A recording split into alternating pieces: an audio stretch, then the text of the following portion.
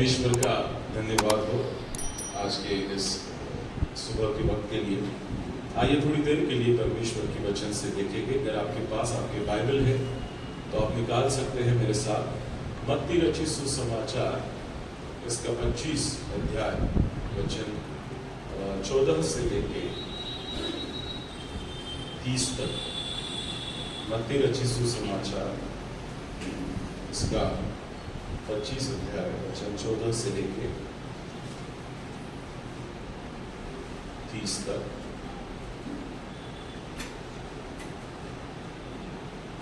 आप में से कोई भी खड़े होकर वचन 19 पढ़ सकता है।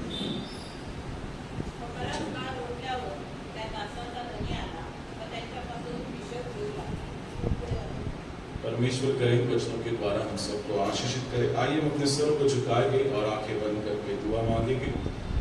धन्यवाद देते परमेश्वर आज के इस वक्त के लिए जो वक्त आपने दिखाया है, ताकि हम सब मिलकर आपके नाम की हम तो सुना करके पाए। मैं नहीं बल्कि आपकी आत्मा आपके लोगों से उनकी जरूरत के अनुसार बात करे। ये सब कुछ हम आपके बेटे खुदा यीशु मसीह के नाम से मांगते समर्थ कर आमीन। परमेश्वर का धन्यवाद हो आज के इस सुबह के वक्त के लिए। और आज मैं आपसे एक ऐसे विषय के ऊपर बात करूंगा जो हमारे मसीह जीवन के लिए काफी महत्वपूर्ण है। क्या आप इस गद्यांश को जानते हैं जो पढ़ा है हमने? क्या उस स्टोरी को आप जानते हैं? स्टोरी को क्या हुआ था? एक धनिक मनुष्य है और वो अपने कुछ दासों को बुलाकर उन्हें संपत्ति देता है और अलग अलग संपत्ति का भाग उन्हें देता है। एक को 5 तोड़े देता है। 5 तोड़ों का मतलब है 1 तोड़ा मतलब 20 लगभग 20 किलो चांदी। 1 तोड़ा 20 किलो चांदी। तो मान लो एक को दिया 100 किलो चांदी, दूसरे को दिया 40 किलो चांदी, मतलब 2 तोड़े, और आखिरी जो है उसको 1 ही तोड़ा दिया था जो था 20 किलो चांदी। ठीक है, तो 5 तोड़े, 2 तोड़े और 1 तोड़ा। तो ऐसा उन्होंने उनको दे दिया और वो वापस दूर चला गया। और एक दिन वो वापस आता है और उन तीनों से उसका लेखा मांगता है, जो मैंने तुम्हें दिया था तुमने उसका क्या किया। अब जिसके पास 5 तोड़े थे उसने क्या किया और 5 बढ़ाया, उसने क्या मेहनत की जाती। जिसके पास 2 थे उसने क्या किया, उसने भी मेहनत की, उसने भी और 2 कमाए और स्वामी को लाके दे दिए। जिसके पास 1 था उसने वैसे जमीन पे गाड़ के रखा और कहा कि देख तेरा है जो मैंने तुझे दे दिया। अब इन सभी के बीच में ये स्वामी जो है हर एक को अलग अलग प्रतिक्रियाएं देता है। सबको एक ही प्रतिक्रिया देता नहीं। पहले 2 जो है उनको एक प्रतिक्रिया देता है और बाकी का 1 जो है उसको अलग अलग प्रतिक्रिया देता है। इस कहानी के बीच में अगर आप उसको गौर से पढ़ोगे तो परमेश्वर आपको कुछ ना कुछ बताना चाहता है। क्या आप सीखना चाहोगे? आप हैं मेरे साथ? आज मेरे लिए बहुत खुशी का दिन है, तो आप भी खुश होगे ऐसा मैं विश्वास करता हूँ। सो दिस इज ये बहुत आनंद का दिन है और इसलिए आज का जो विषय है वो मैं मेरे जीवन के बारे में सोच रहा था ना। तो जब मैं सोच रहा था तो हमारे मसीह जीवन में परमेश्वर ने हम हर एक को अलग अलग दानों से भरा है। और जब हम एक पर्टिकुलर एज में आ जाते हैं और पीछे मुड़ के देखते हैं तो हमें क्या दिखाई पड़ता है वो मायने रखता है। समझ रहे मेरी बात को आप? So today's topic is 3A। A alphabetically A जो है 3 A's for effective Christian life. 3 A's for effective Christian life. Hindi में इसका विश्लेषण या इसको इस प्रकार से कहेंगे कि 3 A जानते ना, A फॉर एप्पल। 3 A ऐसे A जो तुम्हारे मसीह जीवन में बहुत मायने रखते या कार्यरत हो सकते हैं। Effective, very effective. A is very effective. Hello, हमारे पास भी एक A वाला आदमी है। एक A नहीं है, 3 A है। नहीं समझ पाए? ठीक है, आप बाद में सोच लेना। आपके पास भी है कोई जिसके घर में 3 A है और they are very effective. For the ministry of God, for the grace of God, परमेश्वर की महिमा के लिए है। और ये 3A जो है आज इसके ऊपर हम जरूर बात करेंगे। अगर आप अध्याय 25 देखोगे तो 3 अलग अलग दृष्टांतों को वहां पे दिया है। पहला दृष्टांत है 10 कुमारियों का, आप जानते हैं 10 कुमारियों का दृष्टांत। And this passage is talking about watch out, लेकिन जागृत रहो क्योंकि परमेश्वर कभी भी आ सकता है। Watch out because we do not know the day and hour. जागते रहो क्योंकि हम नहीं जानते कि वो दिन और वो घंटा किस प्रकार से आएगा। फिर हम वचन 14 से लेकर 30 में जब हम देखते हैं तो तोड़ों का दृष्टांत दिया है जिसके ऊपर आज हम बात करने वाले हैं। और उसको अगर हम देखते हैं इट्स ऑल अबाउट वर्कआउट। पहला है वॉच आउट, जागते रहो। दूसरा है वर्कआउट, काम करते रहो। Work out with honesty and integrity the task interested to us by our master. हमारे स्वामी ने जो हमारे लिए काम दिया है उसको बड़े नम्रता के साथ, गंभीरता से पूर्ण करें और पूरी शिद्दत के साथ वर्कआउट, काम करें। जो हमें लिए सौंपा गया है, हमारे लिए काम सौंपा गया है, ये जो 14 से लेकर 30 तक बताया गया है उसमें है। And the last passage of this chapter is न्याय का दिन। और वो जो है हमें विन आउट, जीतना, इसके तरफ ध्यान केंद्रित देता है। Win out by living as a ship to receive the commendation by our chief shepherd and king। जो परमेश्वर हमारा राजा है उसके द्वारा हमें प्रशंसा मिलने पाए, इसलिए इस प्रकार का जीवन हम जिए कि हम जीत को हासिल कर सके। At the end of our life या at the end age, जब इस दुनिया का न्याय होगा तब हम जीतने वाले, विजय को प्राप्त करने वाले लोग बनने पाए। तो इन 25 अध्याय में 3 अलग अलग बातें हैं। पहली है वॉच आउट, जागते रहो, परमेश्वर कभी भी आ सकता है। दूसरी बात वर्कआउट, हम काम करते रहे कि हम को वो इनाम प्राप्त हो जो परमेश्वर ने हमारे लिए रखा है। और तीसरी बात जो है विन आउट, हम उस विजय को हासिल कर सके जो हमारे परमेश्वर ने हमारे लिए रखा है और उसके द्वारा हमारी प्रशंसा हो। तो ये अध्याय में 3 बातें बताई गई है, पर आज इसका एक ही भाग हम देखने वाले हैं जो है वर्क आउट, काम करते रहो, कार्यरत रहो, हर वक्त काम करते रहो। और हम देखते हैं 3A के बारे में हम देखेंगे। ये स्वामी जो है अपने दासों को बुलाता है और उन्हें एक एक जिम्मेदारियां सौंपता है और चला जाता है। तो पहला A जो है वो इस बात को इंगित करता है अवेलेबिलिटी, मतलब तुम्हारी उपलब्धता क्या है काम करने के लिए, परमेश्वर के काम को करने के लिए क्या तुम्हारी उपलब्धता है। मसीह जीवन को हम सब लोग जी रहे हैं, we are living in Christian life, हम मसीह जीवन को जी रहे हैं। पर इस जीवन में हम जब अपने दुनियाई कामों को करते हैं, क्या इन सभी कामों के बीच में क्या हमारे लिए, परमेश्वर के लिए हमारे पास उपलब्धता है, समय है, वक्त है कि हम उसके काम को करने पाए। The servant were available at the time when their master left for the journey। जब स्वामी ने उनको बुलाया तो क्या वो उसके लिए उपलब्ध थे, है कि नहीं? स्वामी ने उनको बुलाया, इन तीनों को बुलाया और ये तीनों जो है वहां पे हाजिर हो गए। मेरे प्रियो, आज हमारे लिए प्रश्न है, क्या आप मसीह जीवन में परमेश्वर के कार्य के लिए उपलब्ध है? The very aim of our Christian life is, हमारे जीवन का एक सबसे महत्वपूर्ण बात है कि हमारी उपलब्धता जितनी दुनियाई बातों के लिए है, जितनी दुनियाई कामों के लिए है, उतनी ही ज्यादा उपलब्धता परमेश्वर के लिए हरदम होनी बहुत जरुरी है। जितका वेळ आम्ही जगी कामासाठी देतो त्याच्यापेक्षा काही जास्त वेळ आम्ही परमेश्वरासाठी ठेवणं गरजेचं आहे, कारण हीच आमच्या जीवनाचं ध्येय असलं पाहिजे। हमारे जीवन का यही मुख्य बात होना चाहिए कि हम परमेश्वर के लिए हर वक्त उपलब्ध रहे। ये स्वामी जो है उन तीनों को बुलाता है और तीनों आते हैं, कोई भी बहाना नहीं बताता है और वो उसके सामने आके खड़े होते हैं। और स्वामी भी उन्हें पूछता नहीं है कुछ, वो सिर्फ शुरू कर देता है, वो एक एक को तोड़े देना शुरू कर देता है। मेरे प्रियो, आज परमेश्वर आपको बुलाता है तो क्या आप उसके लिए उपलब्ध है या नहीं? मसीह जीवन के लिए मैं पूछ रहा हूं।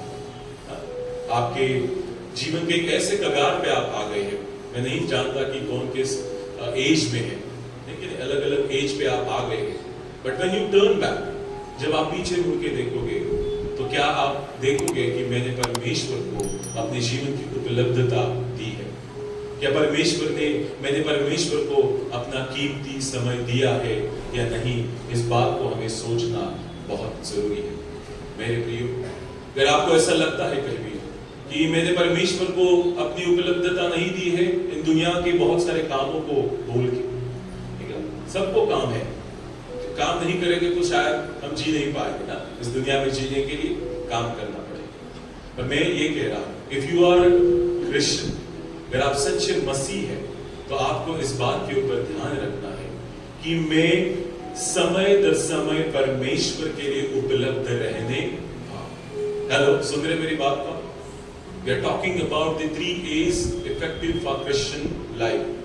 3 बातें हैं जो हमारे मसीह जीवन के लिए महत्वपूर्ण है, और उसमें सबसे पहली बात है, क्या मैं और मेरा घराना परमेश्वर के लिए उपलब्ध है? फिर वो चर्च के काम के लिए क्यों ना हो, फिर वो आपके परिवार में रोज की पारिवारिक प्रार्थना को क्यों ना हो, उपवास को क्यों ना हो, जो परमेश्वर से जुड़ी हुई बातें हैं, क्या उसके लिए आप और आपका परिवार उपलब्ध है? आज के दिनों में हमें ये सोचना बहुत जरूरी है।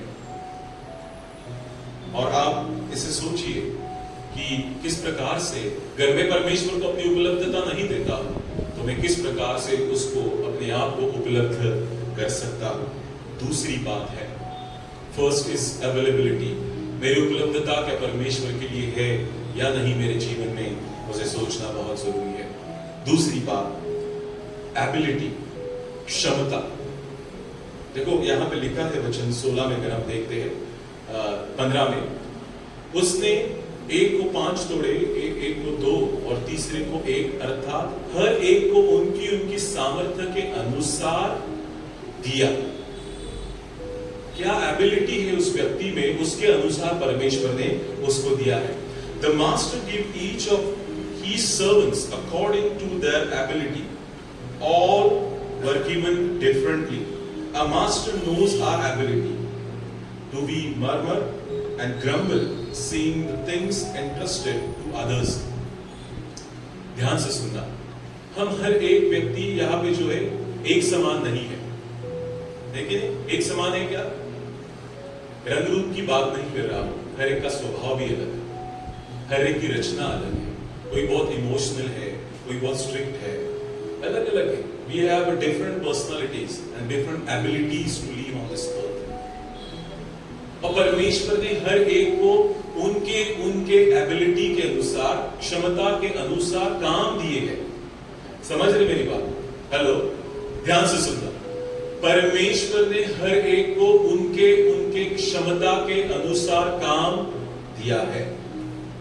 पर मायने ये रखता है कि अगर मैं देख रहा हूं कि कोई फलाना व्यक्ति है, उसको जो काम दिया है, उसको देख के क्या मैं कुड़कुड़ाता हूं कि मुझ में वो बात क्यों नहीं है?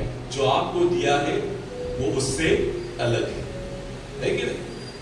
तुम्ही दुसऱ्यांकडे बघून स्वतःची तुलना करू नका। एखादा जर खूप छान गात असेल, मान लो कोई बहुत अच्छी तरीके से गाता है, अपने आप को मत कोसो। God has given him that gift. God might have given you a good rhetorical skill. परमेश्वर ने बात करने का, भाषण करने का तरीका आपको दिया है, प्रेम करने का, आदर तिथ्य करने का एक दान दिया है। सी हॉस्पिटलिटी, आदर तिथ्य करने का जो दान है, सबको नहीं मिलता है। समझ रहे मेरी बात को? देवाने प्रत्येकाला वेगवेगळी दानं दिली, म्हणून त्याला जे आहे ते माझ्याकडे नाही म्हणून कुडकुडत बसू नका। जे तुमच्याकडे आहे त्याबद्दल देवाला धन्यवाद द्या। कळते तुम्हाला? प्रत्येकाच्या, लिखा है वहां पे, हर एक को उनके सामर्थ्य के अनुसार दिया गया है। परमेश्वराला तुमच्या काय क्षमता आहे त्याप्रमाणे परमेश्वराने तुम्हाला दिला आहे, आणि त्याचा सर्रास उपयोग देवाच्या राज्यासाठी मी करतो की नाही, या गोष्टी महत्वाच्या आहेत। माझ्याकडे जे आहे ते सोडून द्यायचं आणि दुसऱ्याकडे जे आहे त्याच्याबद्दल देवाला पुढपुढत राहायचं. मला काय नाही दिलं ते नाही. सगळ्यांना वेगवेगळ्या पद्धतीने परमेश्वराने बनवलेले, सगळ्या वेगवेगळ्या पर्सनॅलिटीज इथे बसलेल्या आहेत, खूप वेगवेगळ्या पर्सनॅलिटीज. जो आपको दिया है परमेश्वर, और ये सब परमेश्वर का दिया हुआ है. ठीक है, फिर आज मैं परमेश्वर के लिए गीतों को गाता हूं, मेरे पास वो दान है, वो टैलेंट है, तो किसके लिए इस्तेमाल होना चाहिए? परमेश्वर के. आमीन. आपके पास आदर तिथ्य का दान है, मान लो हॉस्पिटैलिटी का, किसके लिए होना चाहिए? परमेश्वर के महिमा के लिए. इसीलिए पौलुस जब अपनी मिशन जर्नी पे था तो बहुत सारे लोग उसको ऐसे मिले जो आदर तिथ्य करने में बहुत आगे थे. सबको वो नहीं मिलता है. तो जब परमेश्वर के लोगों के लिए भी आपको आदर तिथ्य का जो दान मिला है, परमेश्वर के लोगों के लिए इस्तेमाल करना बहुत जरूरी है. जो परमेश्वर के नाम से आपके घर में आए, अगर आपको आदर तिथ्य का दान है तो जरूर उसके लिए आप जो कुछ बन पड़ता है वो जरूर करना महत्वपूर्ण है. परमेश्वर ने हम सबको अलग अलग दानों से भर दिया और हमारे एबिलिटी के अनुसार. मैं कभी कभी सोचता हूं कि कुछ तोड़े ऐसे जीवन में होते हैं या कुछ ऐसे दान होते हैं, हम देखते हैं ना, किसी की और में देखते हैं, तो मान लो कोई क्लासिकल म्यूजिक गा रहा है ना, और मेरी बहुत मनसा थी कि मैं उसको सीखूं और गाने पाऊं. ठीक है, फिर मैं जब हम कॉम्पिटिशन्स के लिए जाते हैं जवान हम सब, और वहाँ पे बहुत अच्छे अच्छे तरीके से गाने वाले होते हैं, तो कभी कभी मन में विचार आता है कि शायद मैं सीख लेता उन दिनों में और आज ऐसा गाना. पर गाना होने के बाद कोई एक फलाना व्यक्ति आएगा और कहता है कि गाने वाले बहुत सारे होते हैं, पर उस गाने में जो इमोशंस है वो सबके पास नहीं होते हैं जो आपके पास है. तब परमेश्वर को धन्यवाद देता. अच्छा, सिर्फ गायकी महत्वपूर्ण नहीं है, उस गाने के द्वारा सामने वाला रोना चाहिए, उसको उसकी गलती का एहसास होना चाहिए, वो महत्वपूर्ण है. ठीक है, एक पासवान से भी बात कर रहा था, तो वो भी दो अलग अलग सिंगर के बारे में बात करते थे. एक है जो बहुत अच्छी तरीके से गाता है, he has a talent, but other one is जो दूसरा है वो शास्त्रीय नहीं गाता है, पर जो जब गाएगा तो सामने वाला जरूर रोएगा अपने पापों को सोचते. तो मैंने ये मान लिया कि नहीं, ऐसा नहीं है. परमेश्वर ने मुझे जो मुझे दिया है वो सबसे अलग है, और आपको भी सबको अलग अलग दाने दिए परमेश्वर. सो जो आप उसको try to identify what God has given you, gift identify करो. डिसर्निंग स्पिरिट दिया है परमेश्वर. खोजो अपने आप में क्या है. सगळ्यांमध्ये एक चांगला स्वभाव असतो, वाईट स्वभाव असतो. हॅलो हॅलो बाळक सर, मला तुम्ही सांगा एखाद्याबद्दल वाईट, इतकी मोठी यादी करतो ना मी, मला सांगा एकाबद्दल, या व्यक्तीबद्दल वाईट गुण सांग. मग मी असं धडाधड लिहायला सुरुवात करतो. आणि चांगले गुण लिही म्हणलं की एक दोन लिहितो बाळक साहेब, मला काय माहिती नाही त्याच्याबद्दल, त्याच्यात वाईट काय ते मला खूप चांगलं नहीं. ऐसा नहीं. हर एक को परमेश्वर ने अच्छे अच्छे दानों से भरा है. ट्राई टू आइडेंटिफाय, तुमच्यात काय चांगलं आहे ना ते ओळखण्याचा प्रयत्न करा, आणि मग बघा त्याच्यानुसार जर तुम्ही जगाल ना तो जगण्याचा आनंद पण वेगळा असेल. है की नाही? जो नहीं है उसके लिए मत कुड़कुड़ाओ, और सामने वालों को देख के तुलना मत करो. जो परमेश्वर ने तुम्हें दिया है वो तुम्हारे क्षमता के अनुसार परमेश्वर के लिए उसका इस्तेमाल करो. अवेलेबिलिटी और फिर एबिलिटी, परमेश्वर के लिए उसका इस्तेमाल करना बहुत जरूरी. और तीसरी बात जो है, the third thing is accountability. हम जो दाने हमें दिए हैं, जो तोड़े हमें दिए, उसके लिए हम उत्तरदायी है या जवाबदारी है. हमें हर एक को जवाब हमें देना बहुत जरूरी है. This is the most important thing in a Christian life. Are you faithful to the work entrusted to us. ये मसीह जीवन का सबसे शायद महत्वपूर्ण भाग है कि क्या जो काम हमें दिया गया है उसके प्रति हम विश्वास योग्य है. Are you faithful. और सबसे बड़ा हमको सबसे कॉमन काम क्या दिया है, बताया आपको क्या दिया है? महान आज्ञा काय दिली परमेश्वराने? जा आणि संपूर्ण सृष्टीला जाऊन सुवार्ताची घोषणा करा, त्यांना पिता पुत्र आणि पवित्र आत्म्याच्या नावाने. This is the command. यही आज्ञा परमेश्वर ने हमें दी. This is a common command that God has given to everyone. And then there is a individual call. मुझे याजकपन की सेवा दी है, इसलिए मैं यहाँ पे. आप नर्सेस हो गए, डॉक्टर्स हो गए, इंजीनियर्स हो गए, जो भी काम आपको मिला है, क्या आप परमेश्वर के लिए विश्वास योग्यता से आप करते हैं या नहीं करते? जो भी मिला है, आप teacher, if you are teacher, doctor, nurses, जो भी है, विश्वास योग्यता से करो. मान लो कि ये परमेश्वर से मुझे प्राप्त हुआ. आमीन. है कि नहीं? जिस कॉलेज में मैं पढ़ता था, उस कॉलेज में जो फाउंडर है वो कहते थे कि जब आप टॉयलेट को जाके आओ तो मान लो कि ऐसा विचार करो कि इसके बाद खुद यीशु मसीह वहां पे जाने वाला है. इसलिए ऐसा यीशु मसीह के जब नाम आएगा तो तुम क्या करोगे? विशेष काळजी घेणार ना. ज्या दिवशी मी म्हणेल की ख्रिस्त तुमच्या घरी येणार आहे, मग किती छान आम्ही सजवणार. तो जो काम दिया है इतना शिद्दत से करो. क्योंकि why? Because God, we are accountable to God. Whatever work that God has given to us on this earth, दुनियाई काम क्यों ना हो, बड़े शिद्दत के साथ करो. और उससे भी महत्वपूर्ण बात है जो जिम्मेदारी हमें दी है मसीह जीवन में, कि तू सुसमाचार का प्रचार लोगों तक करो. अपने साक्ष्य के द्वारा करो, जीवन के द्वारा करो. जितना भी आपसे बन पड़ता है, यीशु मसीह का नाम, जीवित नाम, सच्चा नाम, परमेश्वर का नाम जो है, लोगों को कहो. और इसका लेखा लिया जाएगा. ठीक है? आपको पता हुआ ना, है कि तारण तुम्हाला मिळाले आहे, फुकट मिळाले, ते काय करा? फुकट. हॅलो, है कि नहीं? देव विचारणार बरं का प्रत्येकाला. पिछले हफ्ते एक बहन जो है, एक भाई को यहाँ पे लेके आ, और पहले उन्होंने मुझसे फोन पे बात की कि मैं ला सकती हूँ क्या उसको. मैंने बोला ठीक है, लेके आओ. और जब उन्होंने वहाँ पे यहाँ पे उस भाई को लेके आया तो पता चला कि उसने बाइबल पूरा एक बार पढ़ा है. हालांकि गैर मसीह परिवार से है, और उसने घर पे इतना विरोध होते हुए भी उस भाग को पढ़ा, बाइबल को पढ़ा, प्रार्थना करता है. वो चाहता है कि उसका पूरा परिवार जो है परमेश्वर को जानने पाए. और मैं धन्यवाद देना चाहता हूँ उस बहन का कि उसने उसका काम जो है पूरा किया है. इसकी जिम्मेदारी जो है, गॉड, परमेश्वर जब लेखा लेगा तो इस बहन का वो जरूर उसको वो उत्तरदायी होगी कि परमेश्वर तूने जो मुझे काम सौंपा था, मैंने उसको भलीभांति किया. Tell people the good news about Jesus Christ. Yeshu Masih के बारे में लोगों को बताओ, क्योंकि इसका लेखा परमेश्वर हमसे जरूर लेगा. God knows our potential and also our limitations. परमेश्वर हमारे लिमिटेशंस को भी जानता है कि मैं कितना आगे बढ़ सकता हूं. इसलिए वो वचन मुझे बहुत अच्छा लगता है कि सीमा के बाहर परीक्षा नहीं होगी.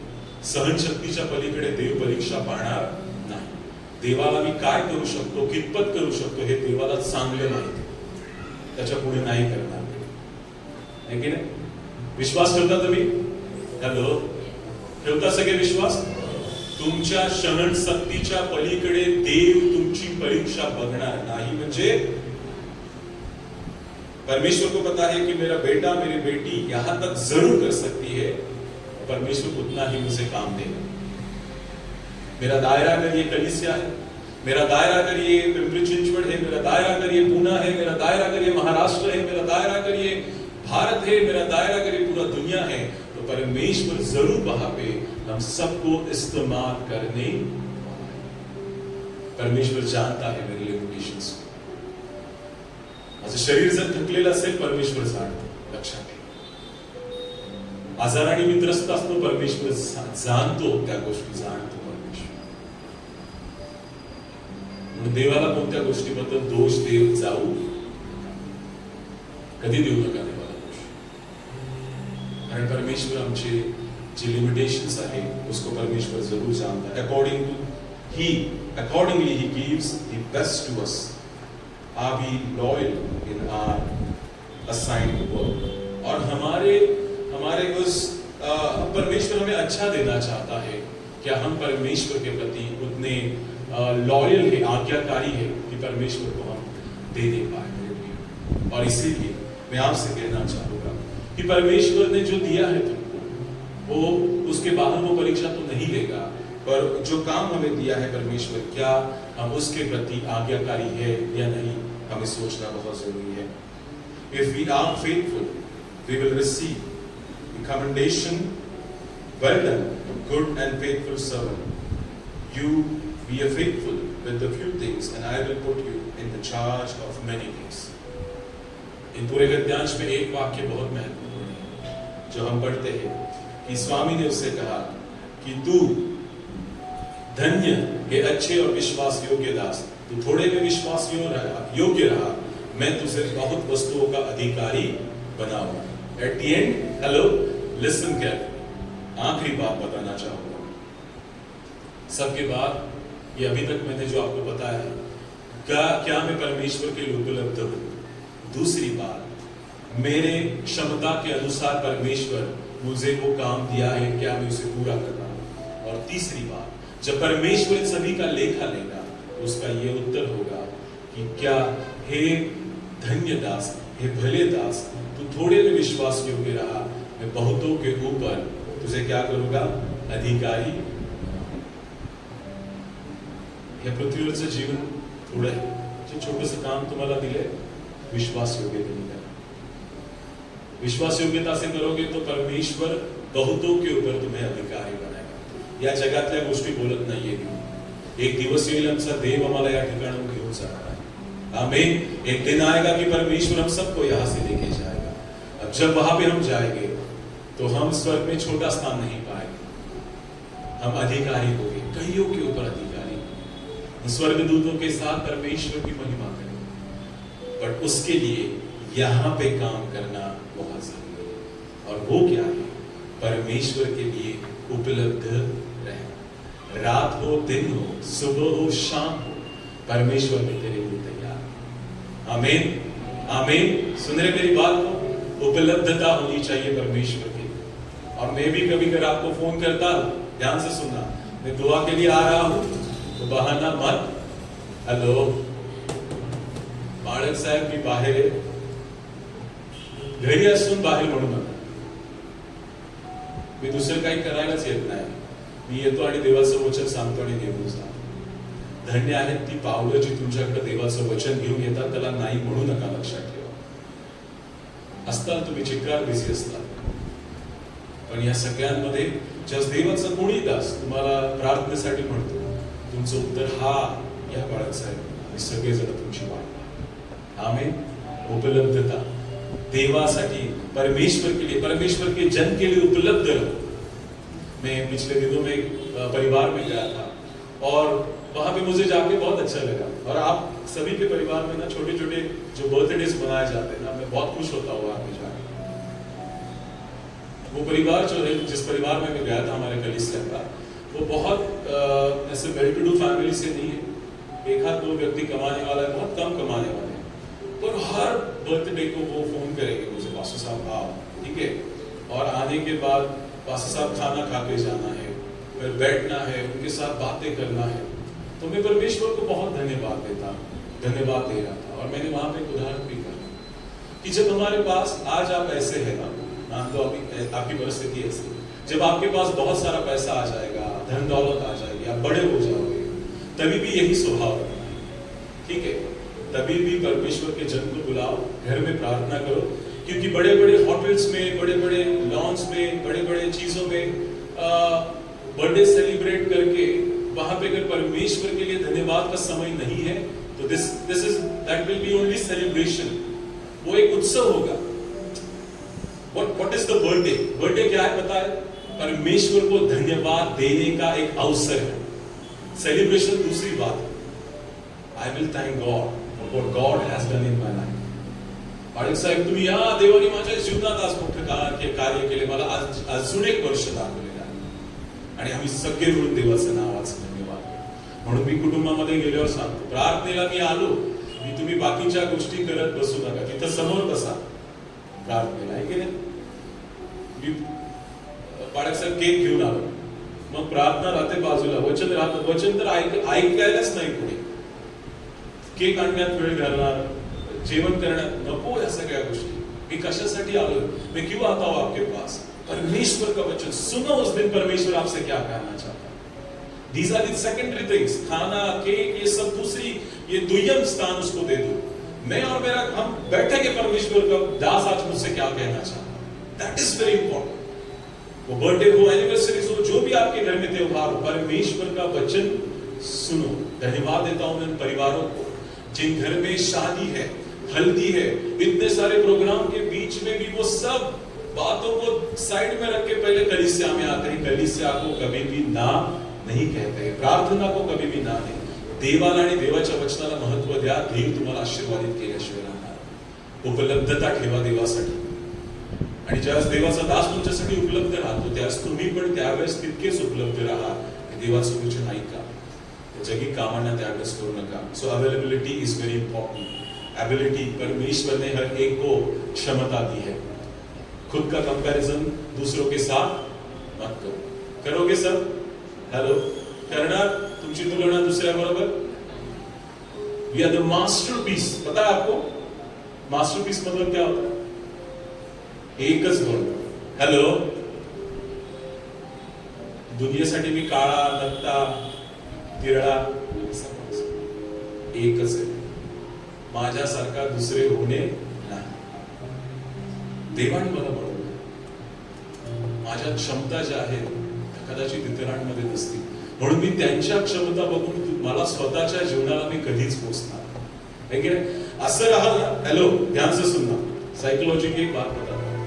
ऐसा रहोगे if you do not compare yourself with others and the talent which that person has, you will have a very happy life. Anandi जीवन जगता. मी आहे ना तसा आहे, बस माझ्यासारखं कोणी नाही. एकदम छान, गुड. मी एवढा थोडासा गोरा असला असतो ना बरं झालं असतं. हेलो, त्याच्यासाठी उसके लिए बहुत सारे ब्यूटी प्रोडक्ट भी है. अभी भी लोग यूज करते हैं गोरा होने के लिए. ऐसे बाल अगर होते थे ना और अच्छा होता था. नहीं, जो तुम्हारे पास है उसके लिए परमेश्वर को धन्यवाद हो. और उसका बेस्ट क्या है तरीका पता है? जिसके पास नहीं है ना उसके पास एक बार देखो और फिर आपको भी लगेगा अरे धन्यवाद. जिसके एक मजे की बात बताता हूं. जिसको है ना नंबर नहीं है ना आंखों का, हेलो, ज्याला चांगलं दिसतं ना ते पण आता फॅशन म्हणून चष्मे घालतो. बिचारा ज्याला चष्मा आहे तो का घालतो? कारण त्याला इलाजच नाहीये. तसा नंबरचा चष्मा आहे तो. आणि मी का घालतो? चांगलं दिसण्यासाठी. जगाची रीतच वेगळी होत राहिली आता. और फिर बार बार बार बार वो पहन के फिर एक बार का वो नंबर भी लग जाता. फिर पहनो वो बड़े बड़े ग्लास वाले. जो है तुम्हारे पास ना उसके लिए परमेश्वर को धन्यवाद. Ability, God has given different abilities. परमेश्वर ने अलग अलग क्षमताएं दी है. परमेश्वर उसके द्वारा आपको आशीषित करेगा. और आखिरी बात है अकाउंटेबिलिटी. ये सबके जीवन में होने वाला होगा. सबके जीवन में विचारणार देव. आणि तुम्ही जे आज या रविवारी उपलब्ध आहात, हॅलो, तुम्हाला तर विशेष करून विचारणार कारण देवाचं वचन तुम्ही ऐकलं. चर्च मधल्या प्रत्येक व्यक्तीला देव विचारणार, मी तुला जे काम दिलं होतं ते तू पूर्ण केलंस की? सोचो घर पे जाके ये 3A के बारे में. पहला अभी हमने देखा है. क्या है पहली बात? अवेलेबिलिटी. मैं परमेश्वर के लिए उपलब्ध हूं या नहीं हूं. अगर नहीं हो तो दिन हो या रात, कभी भी परमेश्वर के लिए मैं उपलब्ध होना चाहता हूं. जैसे आज बहन ने बहुत अच्छी साक्ष्य दी. रात को वो मान लो कि सुबह नहीं उठ पाती तो 1 बजे उठ के प्रार्थना कर लेती है. Very good. असं जीवन असलं पाहिजे. प्रार्थनाशील जीवन असू द्या देवासाठी. नुसतं पारंपरिकता नसूया. किती देवासाठी करू, काय करू, हे कधी कळतं माहिती का? ज्यावेळेस देवाचं प्रेम कळतं ना. जब परमेश्वर का प्रेम आपको पता चलता है ना, परमेश्वर का कार्य आपके जीवन में पता चलता है ना, तभी ऐसा मन में होता है कि मैं परमेश्वर के लिए क्या करूं. किती वाजता उठू मी देवा तुझी आराधना करण्यासाठी? 3 वाजता उठू का? हो, मी उठून गुडघ्यावर जाऊन देवाला धन्यवाद देणार. देवाचं प्रेम आहे ते हे सगळं करायला भाग पाडतं. लक्षात. पण प्रेमच नाही तर मग चर्चला पण आपण 11:30 वाजता येतो. हा, हॅलो, खरंय ते. गावाला जायचं असेल तर बरोबर 9ला निघणार आहोत. चर्चचं गांभीर्य देवाबद्दल प्रेमच आहे. बघा, तुमचं लवकर येणं पण पण काय माहितीये का, हॅलो, देवाबद्दल प्रेम, मी देवाच्या प्रेमात पडलोय. एखाद्याच्या प्रेमात पडल्यावर वेळ काय समजते का? हेलो, ऐकताय तुम्ही? सुन रहे आप? किसी के प्यार में जाने के बाद दिन रात समय कुछ नहीं, और आजकल तो बहुत ही, तो फोन इतका गरम होतो, फुटल एक दिवशी 1, 2, 3 रात्र 4 होते, चार्जिंग संपते, चार्जिंग लावून फोनवर. देवासाठी काय आहे का तेवढी उपलब्धता? देवासाठी आहे का? हे प्रेम आहे. मी तुम्हाला तेच सांगतो, परत वार मी वही बतातो. This is a love of God, this is a love of Christ that will make you available any time. देवाचं प्रेम हे तुम्हाला ती उपलब्धता तुमच्या जीवनामध्ये घेऊन येते, लक्षात ठेवा. और परमेश्वर सबका अकाउंट हमसे लेने वाला है, सबको देना है परमेश्वर को हिसाब. और इस वचन के द्वारा मैं आपको यही कहना चाहूंगा, मसीह जीवन में एक बार वापस इन तीनों एक के ऊपर ध्यान केंद्रित कीजिए कि क्या मैं परमेश्वर के लिए उपलब्ध हूँ, क्या मैं परमेश्वर ने जो मुझे क्षमता दी है उसके प्रकार में उसके लिए काम कर रहा हूँ. और तीसरी बात है, इन सभी का परमेश्वर मुझसे लेखा जरूर लेगा. और मैं यही सुनना चाहता हूँ कि हे अच्छे दास, तू छोटे में विश्वास योग्य रहा. दिस इज अ ट्रायल, ठीक है? छोटे में विश्वास योग्य रहा, मैं तुझे बहुतों के ऊपर क्या करूंगा? अधिकारी बनाऊंगा. That must be a desire. वही हमारे जीवन की एक इच्छा होनी चाहिए कि हम उसको पाने पाए. परमेश्वर करे इन वचनों के द्वारा हम सबको आशीषित करे. आइए हम अपने समय को झुकाएंगे और आंखें बंद करके दुआ मांगेंगे. धन्यवाद देते परमेश्वर आज के इस वक्त के लिए, जो वक्त आपने दिखाया ताकि हम सब मिलके आपके नाम की हम तो सदा कर ले पाए. हम धन्यवाद देते आज के इस वचन के लिए. परमेश्वर हमें ऐसा मन दीजिए कि हम आपको, आपके लिए किसी भी वक्त उपलब्ध रहने पाए. जो क्षमता आपने हमें दी है, क्षमता के अनुसार हम पूरे विश्वास योग्यता के साथ जो आपने हमें काम दिए हैं उसको पूरा करने पाए. और इन सभी का लेखा एक दिन आप लेने वाले हैं. और जब आप लेखा लोगे तो हमें आपके मुंह से यही सुनना अच्छा लगेगा कि हे भले दास, हे अच्छे दास, तू छोटे में विश्वास योग्य रहा, मैं तुझे बहुतों के ऊपर अधिकारी बनाऊंगा. धन्यवाद देते इस वचन के द्वारा. वचन के द्वारा हम सबको अब आशीषित किया है, इस बात के ऊपर हम विश्वास करते हैं. ये सब कुछ हम आपके बेटे खुदा यीशु मसीह के नाम से मांगते समर्थ कर, आमीन.